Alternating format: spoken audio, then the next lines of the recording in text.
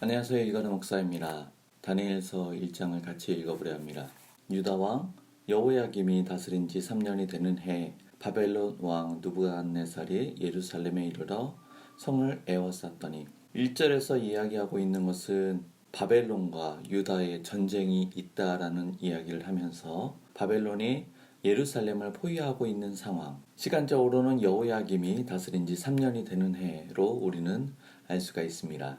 주께서 유다왕 여호야김과 하나님의 전 그릇 얼마를 그의 손에 넘기심에 그가 그것을 가지고 신할 땅 자기 신들의 신전에 가져다가 그 신들의 보물 창고에 두었더라. 결과적으로는 바벨론의 느부갓네살이 이겼고 여호야김은 성전 기물을 탈취당하는 상황이 발생했습니다. 바벨론이라고 하는 강대한 나라에 대해서 유다라고 하는 작은 나라는 질 수밖에 없는 전쟁이라고 생각할 수도 있지만 2절의 처음 시작은 주께서라고 이야기합니다. 이사야서뿐만 아니라 수많은 선지자들은 이 사건들을 예언하였습니다. 이스라엘이 무너질 것과 성전 기물을 탈취당할 것들에 대하여서 이미 여러 번 예언되어졌던 일들입니다. 그리고 2절 시작은 정확하게 강대국에 의한 횡포가 아니라 주께서 허락하신, 주께서 이끄시는 그 섭리 가운데 이뤄진 일로서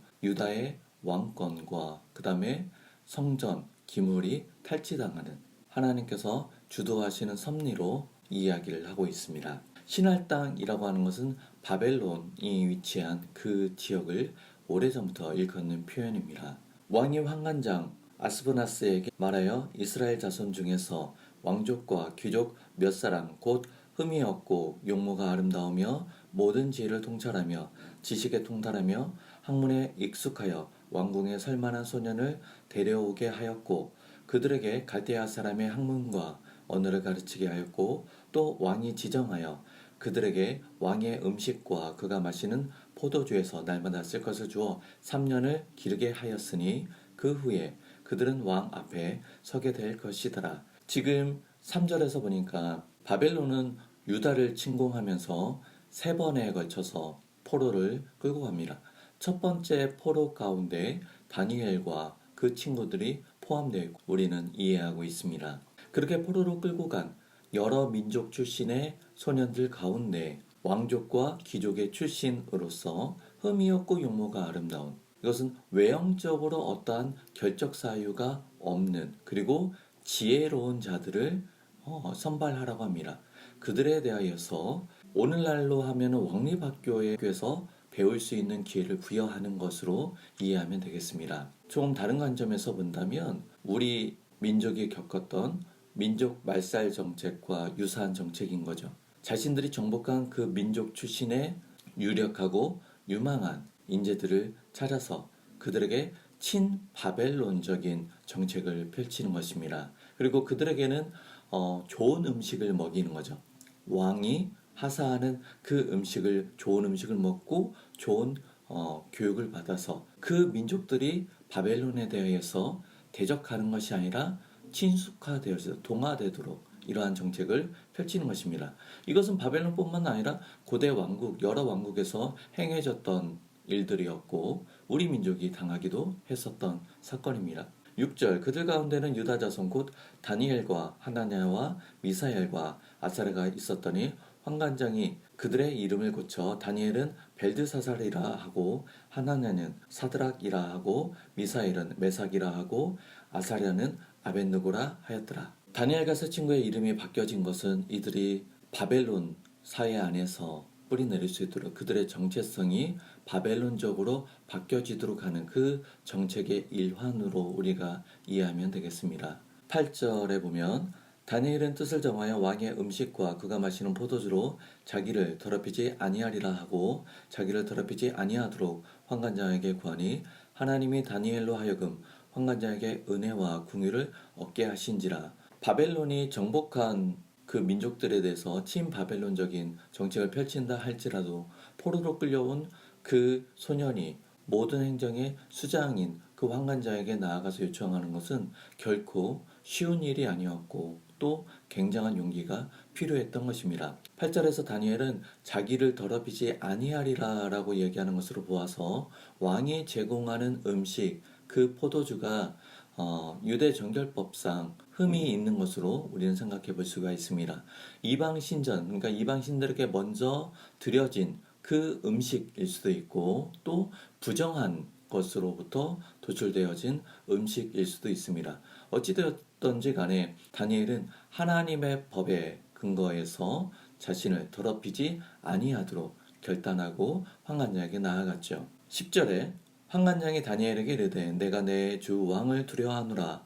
그가 너희 먹을 것과 너희 마실 것을 지정하셨거늘 너희의 얼굴이 초췌하여 같은 또래의 소년들만 못한 것을 그가 보게 할 것이 무엇이냐. 그렇게 되면 너희 때문에 내 머리가 왕 앞에서 위태롭게 되리라 하니라. 전혀 말대꾸하지 않아도 됨에도 불구하고 하나님의 은혜 가운데 환관장은 다니엘의 요청을 들어주고 그 요청에 대해서 자신이 처해진 상황을 설명해 주면서 답을 하죠. 환관장이 다니엘과 하나냐와 미사엘과 아사랴를 감독하게 한 자에게 다니엘이 말하되 청하오니 당신의 종들을 열흘 동안 시험하여 채식을 주어 먹게 하고 물을 주어 마시게 한 후에 당신 앞에서 우리의 얼굴과 왕의 음식을 먹는 소년들의 얼굴을 비교하여 보아서 당신이 보는 대로 종들에게 행하소서 하며 그가 그들의 말을 따라 열흘 동안 시험하더니 왕이 제공하는 음식으로 더럽히지 않겠다라고 결단하고 그 음식을 거부하며 채식과 포도주 대신 물을 요구한 것에 대하여서 시험해 보라고 합니다.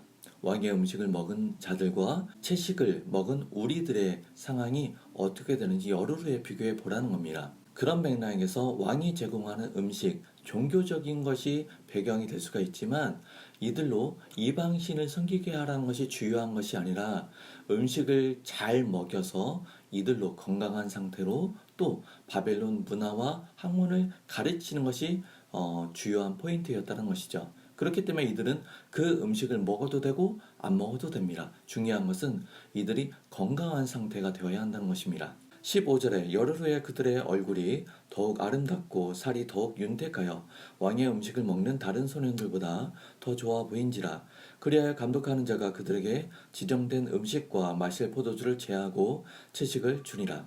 결과가 나왔습니다. 하나님이 환관장에게 은혜를 있게 하여서 요청을 말하게 하였고 또 하나님이 은혜를 주셔서 채식을 먹었음에도 불구하고 고기와 온갖 진미를 먹었던 다른 이들보다 더욱더 건강한 모습으로 결과를 만들어낸 것입니다. 17절에 하나님이 이 네 소년에게 학문을 주시고 모든 서적을 깨닫게 하시고 지혜를 주셨으니 다니엘은 또 모든 환상과 꿈을 깨달아 알더라.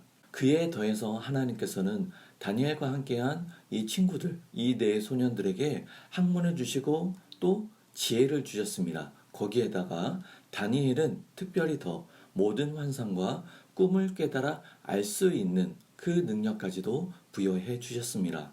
왕이 말한 대로 그들을 불러들일 기한이 찼으므로 환관장이 그들을 느부갓네살 앞으로 데리고 가니 왕이 그들과 말하여 보매 무리 중에 다니엘과 하나냐와 미사엘과 아사랴 같은 자가 없으므로 그들을 왕 앞에 서게 하고 왕이 그들에게 모든 일을 묻는 중에 그 지혜와 총명이 온 나라 박수와 술객보다 10배나 나온 줄을 아니라. 다니엘은 고레스 왕 원년까지 있으니라. 이 다니엘 1장, 특별히 이 마지막 절과 관련해서 지금은 바벨론이라고 하는 제국이 지배하고 있는 시간입니다. 하지만 이 바벨론은 메데와 페르시아에 의해 무너지고 메데와 페르시아라고 하는 거대한 제국이 세워집니다. 그 제국의 왕이 고레스죠. 다니엘은 그 다음 제국의 고레스에 이르기까지 그 자리를 유지하였다는 것입니다. 앞으로 이어질 내용들이기도 합니다. 그리고 이 모든 것이 주께서 1장 2절에서 얘기했죠. 주께서라는 것이 밑으로 깔려 있습니다. 하나님께서 배반한, 배교한, 불순종한 이스라엘에 대한 심판을 예고하셨고 그 심판 가운데 회복을 예고하셨습니다.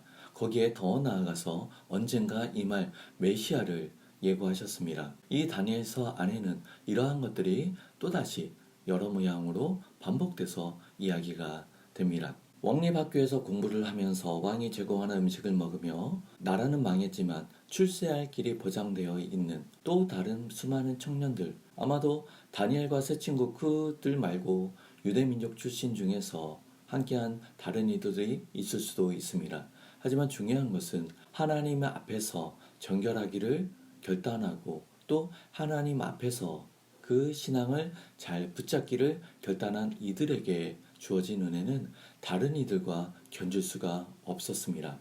좋은 음식으로도 낼 수 없는 채식으로 좋은 결과를 내었고 아무리 열심히 노력해도 그 이상 하나님이 주시는 그 지혜를 뛰어넘을 수가 없는 것이죠. 이미 바벨론에 자리 잡은 수많은 지혜로운 자들보다 10배나 뛰어난 지혜를 드러내 보인 이 다니엘과 세 친구, 이들의 이야기가 계속해서 진행될 것입니다.